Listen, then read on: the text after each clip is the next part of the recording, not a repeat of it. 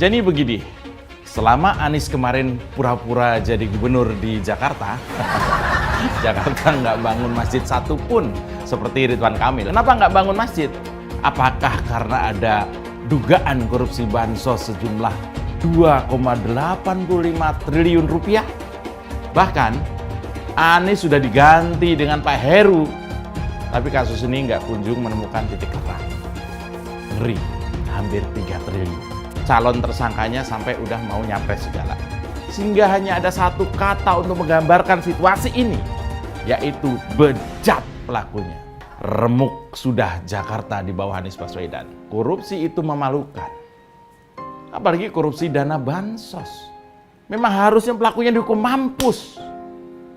Artinya, kasus korupsi ini bukan hanya merugikan harta rakyat, tapi kasus ini adalah pengkhianatan besar terhadap perut-perut rakyat yang kelaparan. Kalau semua terbukti secara formil, kasus ini harus ditindaklanjuti proses hukumnya. Dan pejabat yang tersangkut harus diseret ke pengadilan. Gak usah takut, KPK atau Kejaksaan Agung, rakyat pasti mendukung. Anies Baswedan mengklaim bahwa bantuan sosial yang diberikan itu ada daging sapinya atau daging ayamnya. Tapi faktanya apa? Faktanya itu gak ada sama sekali. Gak ada daging ayam dan gak ada daging sapinya. Malah sekarang ditemukan ada ribuan ton beras dengan kemasan 5 kg yang rusak dan tidak disalurkan kepada masyarakat DKI Jakarta. Dan gak main-main, nilainya ini mencapai 2,85 triliun rupiah. Luar biasa kan? Coba bayangkan, besar sekali kan? Dan seperti biasa ya, dengan mencuatnya temuan dugaan kasus korupsi bansos ini, maka pendukung Anies Baswedan pun masih bungkam dan membisu. Dan anehnya lagi adalah mengapa tidak ada satupun media nasional ini yang memberitakan soal temuan dugaan korupsi bansos DKI ini. Nah, mengapa bisa seperti itu? Jadi kalau ditanya siapa yang tahu, ya tentu dia adalah Anies Baswedan. Ya jadi kita tunggu sajalah apakah pihak KPK atau Kejaksaan berani menindaklanjuti temuan dugaan korupsi bansos DKI tahun 2020. Yang jelas temuan dugaan korupsi bansos senilai 2,85 triliun rupiah ini tidak bisa dibiarkan begitu saja.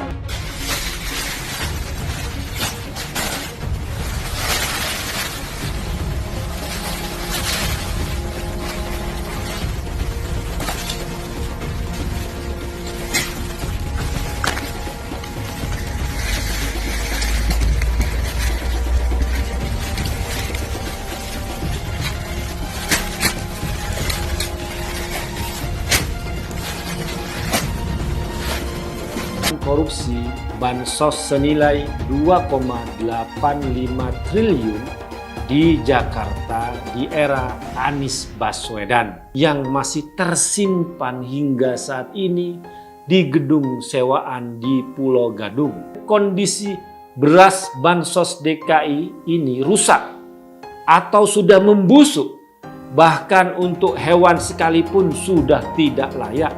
Kita mengingat kembali pada kebohongan Gubernur Jakarta saat itu, Anies Baswedan, yang berbohong di depan publik, yang menyebutkan bahwa isi paket sembako itu ada daging sapi dan daging ayamnya. Ternyata Anies bohong besar. Ini fakta kebohongan Anies terbesar yang abadi hingga saat ini. Apalagi kebohongan itu di masa-masa susah. Kita tunggu. Apakah kasus ini akan ditindak oleh penegak hukum atau seperti kasus Formula E yang masih mengendap, yang tidak jelas perkembangannya hingga saat ini? Inilah akibat sumur resapan yang meresap ban-ban truk, ban bajai. Jalanan di Jalan Batu Ceper Raya hancur semua gara-gara sumur resapan, galian. Kasihan ini. Truk ngangkat ban, lihat. Saya mohon kepada pemerintahan yang sekarang untuk mengevaluasi kembali sumur resapan. Ini bukan yang kejadian yang pertama kali, udah sering sekali kendaraan-kendaraan pada jeblos. Lihatlah kejadiannya sekarang. Tolong Pak Gubernur segera ditutup kembali karena tidak bermanfaat. Kalau banjir tetap banjir di sini.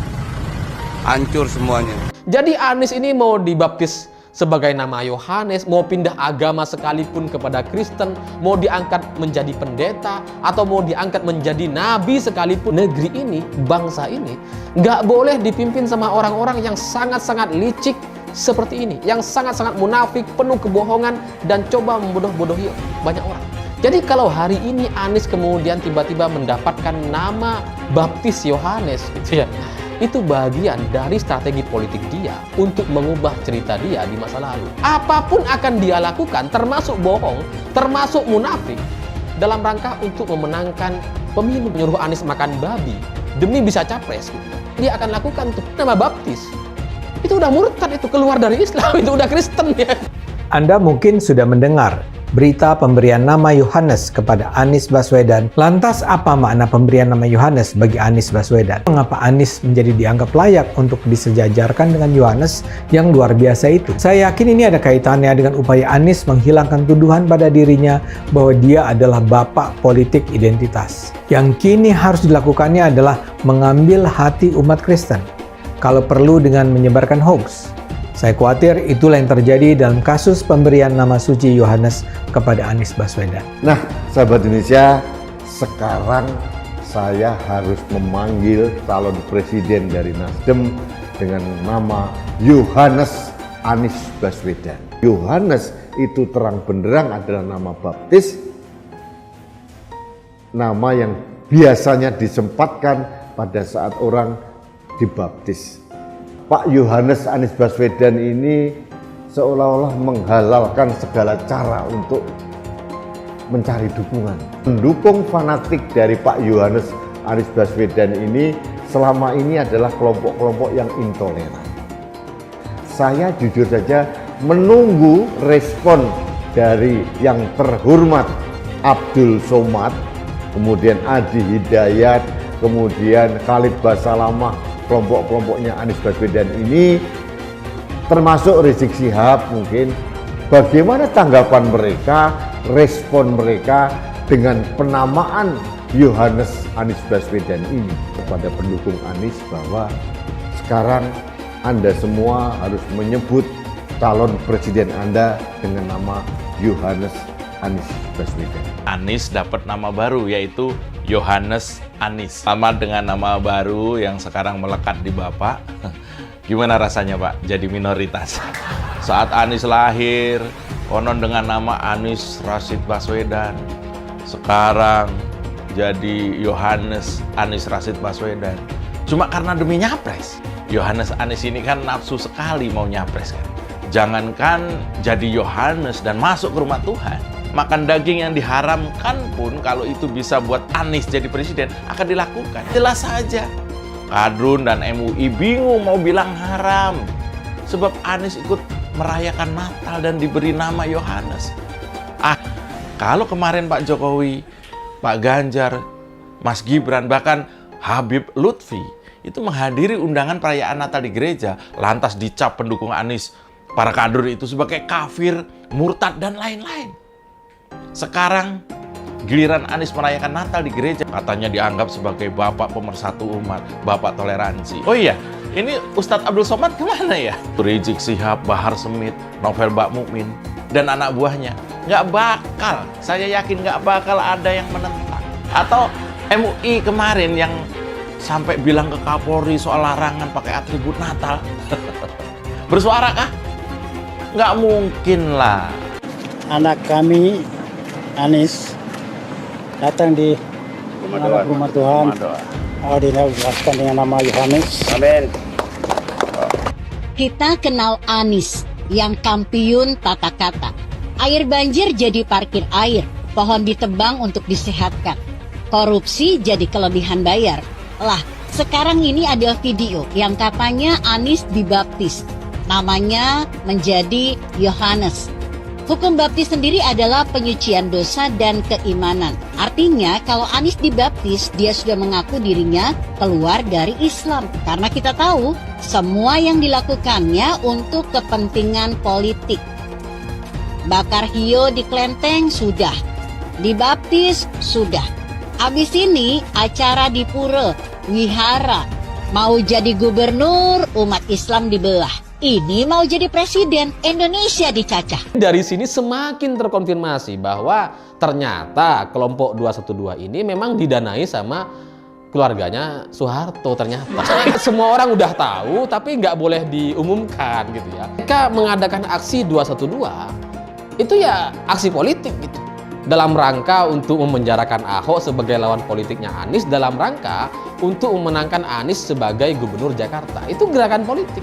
Saya mau tanya, waktu 212 2016 hari itu banyak nikmat atau tidak? Nikmatnya banyak atau tidak? Nikmatnya banyak atau tidak? Berarti kalau kita datang reuni sama saja kita menjalankan perintah Allah, betul? Hari ini kita ingat-ingat keberkahan Allah Subhanahu wa taala. Insyaallah apa yang Allah turunkan berkat tahun 2016 akan Allah turunkan kembali pada hari ini. Takbir. Takbir. Siap revolusi akhlak. Siap revolusi akhlak. Kalau saya sebut revolusi, jawab akhlak. Semuanya revolusi. Revolusi. Revolusi. Ayo revolusi. Takbir. Saya mensyukuri kenapa kalah, kenapa ditahan. Saya bersyukur atas itu semua. Saya coba bayangkan ya, kalau seandainya waktu itu kita menang gitu ya, hari ini belum tentu kita bisa nikmati seperti ini. Kita bersyukur 5 tahun Tuhan izinkan kasih ke orang yang pintar ngomong untuk kerja. Coba kalau kita bayangkan gitu ya, kalau kemarin saya masih jadi gubernur, ini saya udah turun ini. Tapi yang pintar ngomong itu dikira orang hebat kan? Ini lebih berbahaya tahun 2024, langsung ketahuan karakternya. Langsung ketahuan itu. Di saya juga ada kutipan Pak di kamar saya Pak. Tulisannya, Jakarta telah mengambil keputusan yang fatal. Salam.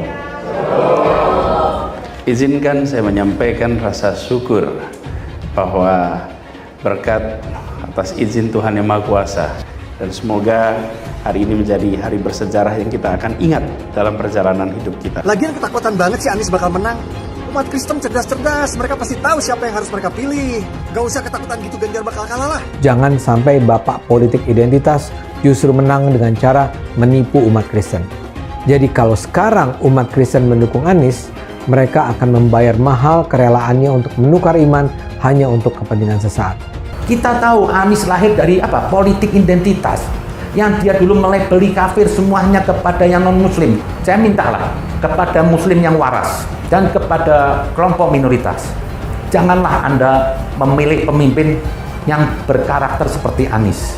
Dia bukan pemimpin yang bermental Pancasila. Apakah deklarasi capres itu akan menghalangi KPK untuk menghentikan atau melanjutkan proses itu? Nah, tentu deklarasi capres ini kan baru tahap awal. Belum tentu juga nanti dicalonkan ketika mulai pendaftaran. Saya pastikan proses penyelidikan akan terus berlanjut. Jakarta 5 tahun diobok-obok ya. Gimana kabarnya Toa? Gimana kabarnya Tugu Loyak? Formula Ember, apa kabarnya Anies ya? Monas yang digundulin, gimana ceritanya Anies? Nah, apalagi trotoar yang dibongkar pasang itu miliaran. Jalur sepeda bongkar pasang miliaran. Apalagi tanah DP 0, apalagi jalan banyak lubang-lubang lele, itu gimana ceritanya? Ya, 5 tahun mengobok-obok Jakarta. Jakarta itu jadi tempat parkir air loh ya. Iya, warga Jakarta ada kolam renang di mana-mana ya. Itu hasil karya Governor of the Year I Gede Cocote ya. Cukup Jakarta Anies, jangan sampai Indonesia. Ingat Pak, cukup Jakarta, jangan sampai Indonesia. Kalau biasa tidak menepati janji, ya besok nggak menepati janji. Iya Pak. Sudah ada buktinya kan? Bapak bisa lihat buktinya banyak. Kalau sekali tidak selesai tugas, ya besok ya nggak selesai tugas Pak. Bohongan dan bualan Anies, tidak becusan Anies dan tim dalam bekerja. Hal ini penting untuk disampaikan agar kebohongan, kegagalan dalam bekerja, dan manipulasi ini tidak di-upscale ke level nasional. Anies telah membohongi warga miskin DKI. Seperti kata Pak Anies, lihat rekam jejak. Buat apa berbohong dan membual? Janji kampanye gubernur yang diimplementasikan tidak terrealisasi, misalnya DP 0 rupiah, program OKOC, naturalisasi sungai, termasuk program mandeknya program air bersih, mandeknya program sampah, dan yang terakhir dan yang sangat penting menurut catatan kami adalah tidak berkualitasnya pelayanan publik. Bapak Politik Identitas Indonesia Anies Baswedan, Bapak Intoleransi Indonesia Anies Baswedan, jangan lupakan, jangan terlena, jangan sampai dia pecahkan kita dengan dagangan ayat dan mayatnya. Air itu turun dari langit, turunnya ke atap rumah langsung sumur bor, bukan ke sungai dan ke laut. Jangan sampai Indonesia jatuh ke tangan pembohong. Jangan sampai Indonesia jatuh ke tangan Anies Baswedan. Anies Baswedan pasti akan mempertanggungjawabkan segala perbuatannya, perbuatan kelebihan dana, kelebihan anggaran, kelebihan bayar di semua proyek-proyek Pemprov DKI, dan semua kroni-kroni dan kroco-kroco Anies Baswedan juga akan mempertanggungjawabkan semua perbuatannya, dan pastikan itu sebelum Pilpres 2024. Apalagi sekarang JIS ini, kayaknya pastikan itu juga pasti ada kelebihan bayar. Pasti ada koruptornya di situ. Tinggal KPK menyelidiki anggaran yang ada di JIS. Dan habis itu baru hajarlah formula E. Kamu mau panggil saya hadap Tuhan Allah pun yang benar gua hadapin. Apalagi cuma BPK. Tenang, kalau BPK sudah periksa, nyatakan tidak ada kerugian, aman lah kita. Ada oknum BPK masuk penjara tuh DKI itu. Dikatakan cuma salah bayar atau kelebihan bayar mungkin ya. Jadi kalau saya pasti ada proses. Kalau BPK menyatakan tidak ada kerugian negara, aman Anda. Anda mungkin benar, kalau ada oknum BPK nyatakan Anda salah, selesai Anda. Kalau orang dulu mempersoalkan KPK mesti direvisi undang-undangnya, saya kira BPK yang harus direvisi undang-undangnya juga. Ini sebenarnya kasus korupsi.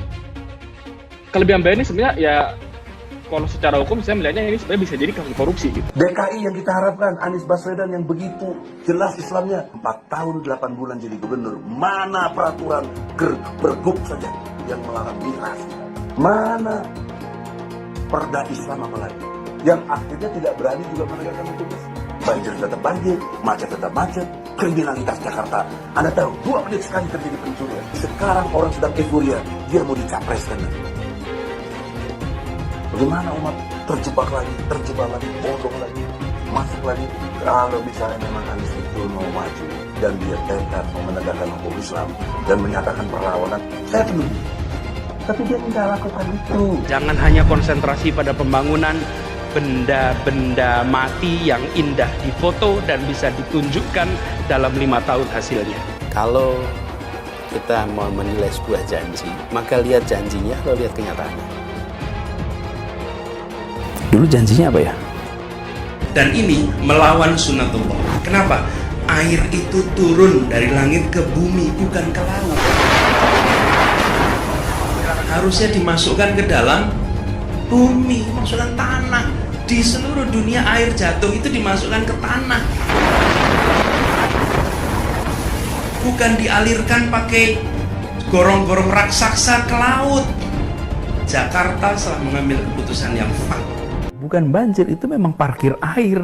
Bukan banjir, itu memang parkir air. Masyarakat berkeliling dengan membawa toa untuk memberitahu semuanya, termasuk sirine. DKI Bond 82 miliar. Apa alat transportasi yang dimiliki oleh hampir setiap orang? Alat transportasi yang dimiliki semua orang adalah kaki. Kalau seandainya orang Jakarta percaya Pak Anies jadi gubernur pun, saya berani jamin kok dia akan lakukan normalisasi yang sama seperti saya lakukan kok. Gak usah bohong lah. Jadi ketika air sampai di muara, maka siap untuk dipompa ke laut. Iblis hanya menggoda orang yang beriman. Makanya jarang-jarang orang kafir kerasukan setan. Yang kerasukan setan itu orang baik-baik. Jarang, saya belum pernah nengok Cina kerasukan setan. Pernah tak Ahok itu kerasukan setan? Enggak, setannya juga. Karena sesama setan dilarang saling menggoda. Karena di salib itu ada jin kafir. Haleluya. Kepalanya ke kiri apa ke kanan?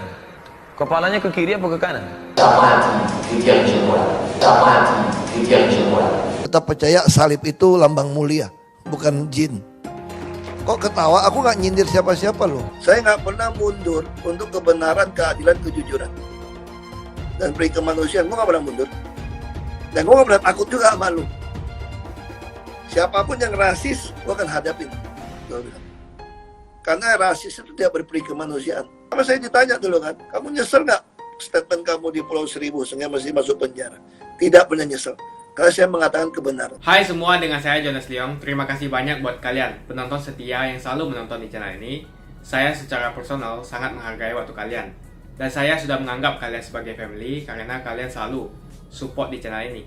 Bagi kalian yang selalu menuliskan opini kalian di kolom komen, saya baca komen kalian satu persatu. Saya baca komen kalian untuk mengetahui opini kalian, tanggapan kalian, dan masukan kalian sangat berguna untuk video selanjutnya. Terima kasih banyak buat kalian yang selalu menekan tombol like di awal video. Video seperti ini membutuhkan waktu dan juga research. Dan ini semua gratis untuk kalian. Jadi pastikan kalian menekan tombol like-nya supaya saya mengetahui kalian menyukai konten yang saya bagikan. Lagi-lagi korupsi bantuan sosial. Dari kasus bekas Mensos hingga dugaan korupsi Bansos bencana di Cianjur, terlihat jelas bahwa bantuan sosial adalah sasaran paling empuk untuk melakukan korupsi. Korupsi bantuan sosial atau Bansos adalah bentuk korupsi yang paling bejat. Karena bantuan sosial adalah upaya menangani krisis. Nah, jadi begini. Selama Anies kemarin pura-pura jadi gubernur di Jakarta, Jakarta nggak bangun masjid satu pun seperti Ridwan Kamil. Kena ya. Nah, kenapa nggak bangun masjid? Apakah karena ada dugaan korupsi Bansos sejumlah 2,85 triliun rupiah? Kalau sampai ini terbukti, remuk sudah Jakarta di bawah Anies Baswedan. Banyak warga Twitter sedang panas-panasnya membahas temuan investigasi kritis dari teman saya namanya Rudy Valinka yang akun Twitternya namanya Kurawa. Meski kasus ini terjadi dari tahun 2020, tapi sampai hari ini belum ada upaya serius untuk menyelesaikan dugaan korupsi terhadap hampir 3 triliun rupiah uang milik rakyat DKI Jakarta. Periode COVID-19 kemarin, terutama saat masa-masa PSBB, banyak rakyat yang kelaparan dan tak bisa membuat dapurnya ngebul. Dalam krisis dan rakyat yang kelaparan, justru korupsi merajalela. Nah, ini yang sedang viral dibahas di media sosial. Ada akun Twitter yang melakukan investigasi kritis terhadap penimbunan Bansos di DKI di eranya Anies. Dana untuk mengadakan dan mendistribusi Bansos yang berupa sembako itu 3,6 triliun rupiah. Sementara Pasar Jaya dapat bagian paling gede yaitu 2,85 triliun rupiah. Untuk nyebar Bansos itu akan disediakan 15 juta paket sembako yang disebarkan melalui 11 tahap penyebaran. Untuk ukuran pengadaan Bansos, uang rakyat yang dipakai dalam proyek ini besarnya bukan main. Gila ini mah. 3 triliun. Proyek besar ini proyek yang sebenarnya sangat rentan untuk disusupi tikus-tikus bejat alias koruptor. Awal tahun 2020, Dinas Sosial DKI itu menunjuk 3 pihak untuk mengelola dan mendistribusikan bantuan sosial COVID-19 bagi warga DKI Jakarta. Jadi ada 3 lembaga, 3 pihak lah yang diminta oleh Dinas Sosial untuk nyebar Bansos. April 2020, pihak-pihak ini mengklaim bahwa seluruh distribusi dan pengelolaan bantuan sosial sudah tepat sasaran. Beberapa media membuat pemberitaan positif soal Bansos Pemprov DKI dan pihak-pihak yang terlibat membuat seakan semuanya baik-baik saja. Padahal ada sebuah masalah besar baru saja dimulai. Bahkan Anies sudah diganti dengan Pak Heru. Tapi kasus ini nggak kunjung menemukan titik terang. Ngeri, hampir 3 triliun. Masalahnya, di negeri ini korupsi adalah mentalitas yang sudah mengakar. Untuk menghancurkannya, nggak cukup cuma dengan mengandalkan satu institusi saja. Justru peran warga untuk menginvestigasi ini menjadi penting. Dari awal tahun 2020 hingga awal tahun 2023 ini. Berkarung-karung beras ternyata tertimbun di gudang itu semua nggak disebar, nggak didistribusiin. Apalagi sampai di pintu-pintu rumah warga. Enggak. Buat apa itu beras di situ? Dari penelusuran itu mendapati bahwa hampir seluruh atau bahkan 100% beras-beras itu menjadi nggak layak makan. Tentu dengan aroma yang nggak sedap dan serangga-serangga yang telah merayapi beras-beras itu. Mungkin jadi lebih gurih kalau direbus.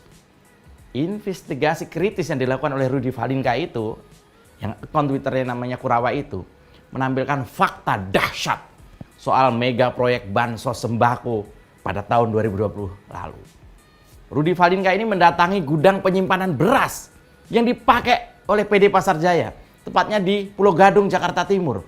Nah, dalam video-video itu terlihat yang direkamnya bahwa ada 1000 ton beras belum lama, minggu lalu, yang telah dikemas dalam paketan 5 kilograman. Tahu kan yang untuk bansos itu loh. Terlihat juga banyak karung-karung beras yang telah berjamur. Bayangkan, 1000 ton. 1000 ton beras yang seharusnya bisa memberi makan keluarga yang kelaparan akibat krisis ekonomi dan juga era PSBB kemarin. Hanya berakhir menjadi sarang dari kutu, jamur, dan serangga-serangga.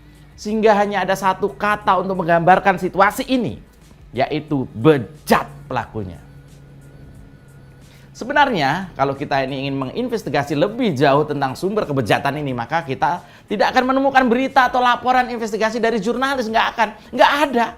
Semua pihak kayaknya sih bungkam soal beras dan nasib perut rakyat.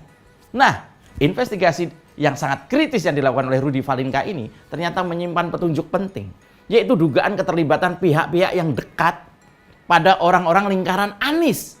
Dari dokumen audit ada dugaan sekitar 150 miliar. Duit itu hilang entah kemana.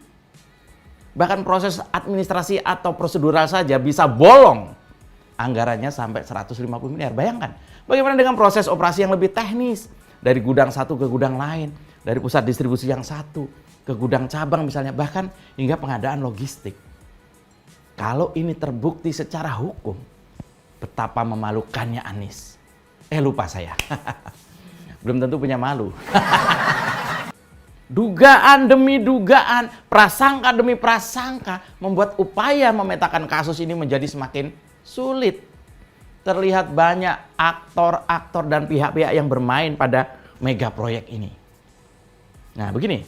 Berdasarkan dokumen asli, hasil audit diduga salah satu kebocoran yang memungkinkan adanya korupsi adalah pada proses prosedural dan administrasi yang ganda. Misalnya nih, ada surat jalan yang double atau berbagai modus bejat lainnya, sehingga ada pengeluaran yang nggak diketahui kemana uangnya, kemana muaranya. Maka mungkin wajar kalau kemudian ada nama-nama dan pihak-pihak yang dekat lingkaran Anies disebut-sebut namanya. Dalam kasus ini, gubernur, dinas terkait, aparatur partai politik, cukong swasta, dan pemangku kebijakan adalah pihak sentral. Inti dari masalah ini, korupsi sendiri dimungkinkan terjadi ketika ada upaya balas jasa politik atau upaya untuk mengucapkan terima kasih karena telah memenangkan seorang pemimpin di masa lalu. Ya, investigasi kritis yang dilakukan oleh Rudy Valinka membuat publik semakin gerah. Terutama ketika banyak nama-nama pihak yang disebutkan. Pihak itu adalah partai pengusung Anies. Nama-nama yang pernah jadi relawan misalnya. Nama-nama yang pernah menjadi pendukung. Nama-nama yang pernah menjadi relawan. Dan beberapa pihak swasta. Pendukung Anies banyak disebut.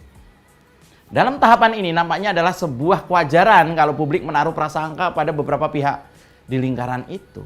Toh rangkaian kasus ini nggak pernah mendapatkan upaya investigasi kritis dan tetap utuh. Sehingga prasangka-prasangka yang muncul akhirnya adalah sebuah kemarahan publik yang tidak tersampaikan dalam ruang formal. Kasus ini adalah pengkhianatan besar terhadap cita-cita Pancasila tentang kemanusiaan yang adil dan beradab. Hingga keadilan sosial. Selain itu, kasus yang terjadi di Jakarta ini adalah penghinaan terhadap komitmen besar dari pemerintahan pusat era Presiden Jokowi dalam menangani krisis sosial ekonomi pada situasi pandemi COVID-19. Pengkhianat orang-orang kayak gini tuh. Perlu diingat bahwa kasus ini bukanlah sesederhana kasus korupsi biasa. Tapi korupsi bantuan sosial berupa sembako. Korupsi itu memalukan. Apalagi korupsi dana bansos. Memang harusnya pelakunya dihukum mampus. Artinya, kasus korupsi ini bukan hanya merugikan harta rakyat. Tapi kasus ini adalah pengkhianatan besar terhadap perut-perut rakyat yang kelaparan. Pada Heru kita bisa berharap bahwa ada audit-audit dan investigasi yang resmi yang perlu dilakukan sehingga kasus ini tidak menguap begitu saja, tapi benar-benar didalami sebagai kasus yang amat sangat serius. Nggak peduli siapa yang terlibat, pada akhirnya kebejatan ini perlu dibongkar. Justru ketika pada ruang media sosial dan perbincangan publik sudah ada nama-nama atau pihak yang disebut-sebut, maka di manakah penegak hukum? Akankah Heru sebagai pejabat Gubernur DKI mengaudit temuan-temuan ini? Kalau semua terbukti secara formil, kasus ini harus ditindaklanjuti proses hukumnya. Dan pejabat yang tersangkut harus diseret ke pengadilan. Nggak usah takut. KPK atau Kejaksaan Agung, rakyat pasti mendukung. Meskipun misalnya calon tersangkanya sampai udah mau nyapres segala. Sikat korupsi sampai akar-akarnya. Hai teman-teman, kalian tahu tidak? Saat ini kita dengan gampangnya bisa memiliki saham global seperti perusahaan Google, Apple, Facebook, dan lainnya. Kalian tinggal klik link di kolom deskripsi lalu lakukan registrasi. Dan Anda semua berkesempatan untuk langsung mendapatkan welcome bonus. Kalian akan diberikan satu saham gratis secara acak sebagai welcome bonus. Seperti saham Tesla, Apple, Facebook, atau saham dunia lainnya. Menarik bukan? Cukup satu klik kamu bisa investasi dengan mudah tanpa ribet. Tanpa dikenakan fee atau komisi. Cocok untuk investor pemula. Canggih dan gampang kan? Yuk daftar hari ini sebelum promo welcome bonus ditutup. Kenapa investasi di saham global? Karena jika kita lihat kenaikan saham global di tahun belakangan sangatlah fantastis dan mempunyai peluang yang sangat bagus ke depannya. Kalian juga berkesempatan untuk mendapatkan saham yang nilainya hingga $1.000 atau 15 juta rupiah. Registrasi dengan menekan link di kolom deskripsi untuk mendapatkan welcome bonus dan saham gratismu. Sebelum saya tutup, jangan lupa like video ini. Cuma deposit, kalian sudah bisa langsung mendapatkan cuan. Ajak teman-temanmu untuk berinvestasi di saham Amerika karena peluang dan potensi yang sangat bagus berinvestasi di saham yang berskala global. Makasih banyak buat kalian yang nggak skip dan nonton video ini sampai habis. Saya secara personal sangat menghargai waktu kalian. Makasih banyak buat kalian yang sudah tekan tombol subscribe dan makasih banyak buat kalian yang sudah tekan tombol loncengnya. Jangan lupa bagikan informasi ini ke teman atau family Anda. Mungkin teman atau family Anda membutuhkan investasi ini. Oke guys, sekian dulu dari saya. Jangan lupa follow Instagram saya di @johannesleongofficial untuk kata-kata motivasi setiap harinya. Bagi kalian yang termotivasi nonton video ini, ayo like video ini dan subscribe di channel ini. Dan buat kalian yang sudah subscribe di channel ini, jangan lupa tekan tombol loncengnya supaya kalian mendapatkan notifikasi setiap kali saya upload video.